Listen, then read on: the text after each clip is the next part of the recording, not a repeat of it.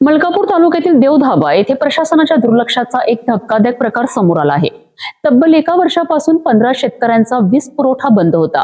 वाकलेले वीज खांब, जमिनीपर्यंत झुकलेला तारा आणि महावितरणकडून सततची दिरंगाई यामुळे शेतकऱ्यांचे मोठे नुकसान होत होते। मात्र शिवसेनेच्या ठेचा भाकर आंदोलनाच्या इशाऱ्यानंतर अवघ्या काही तासात महावितरणाची यंत्रणा खडबडून जागी झाली। देवधाबा गावातील स्मशानभूमी परिसरातील विनोद पासपोर्ट डीपी अंतर्गत येणाऱ्या शेतकऱ्यांसाठी गेलं 1 वर्ष अत्यंत त्रासदायक ठरलं आहे।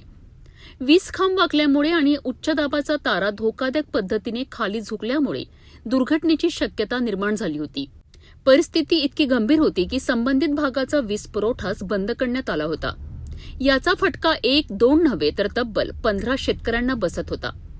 शेतातील मोटारी बंद पडल्यात, पिकांना पाणी मिळेनासे झालेत, शेतीचे संपूर्ण नियोजन विस्कळीत झालेत। शेतकऱ्यांनी महावितरण कार्यालयाचे अनेकदा उंबरठे झिजवलेत, निवेदने दिलीत, अधिकाऱ्यांना भेटले, मात्र प्रत्येक वेळी एकच उत्तर मिळत राहिलेत, क्रेन उपलब्ध नाही। महिने गेलेत, हंगाम गेला, परंतु समस्या कायम राहिली।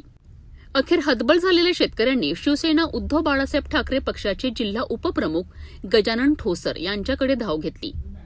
गजानन ठोसर यांनी पदाधिकाऱ्यांसह थेट घटनास्थळी भेट दिली। शेतकऱ्यांची व्यथा ऐकून त्यांनी महावितरणाच्या अधिकाऱ्यांना थेट जाब विचारला आणि त्यानंतर दिला स्पष्ट इशारा।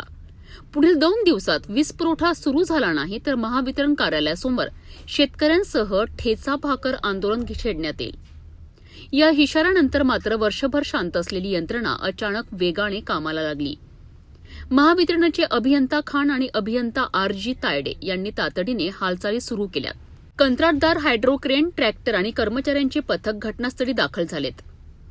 आज वाकलेले खांब सरळ करण्याचे आणि खाली आलेल्या तारा सुरक्षित उंचीवर नेण्याचे काम युद्ध पातळीवर सुरू करण्यात आले आहे।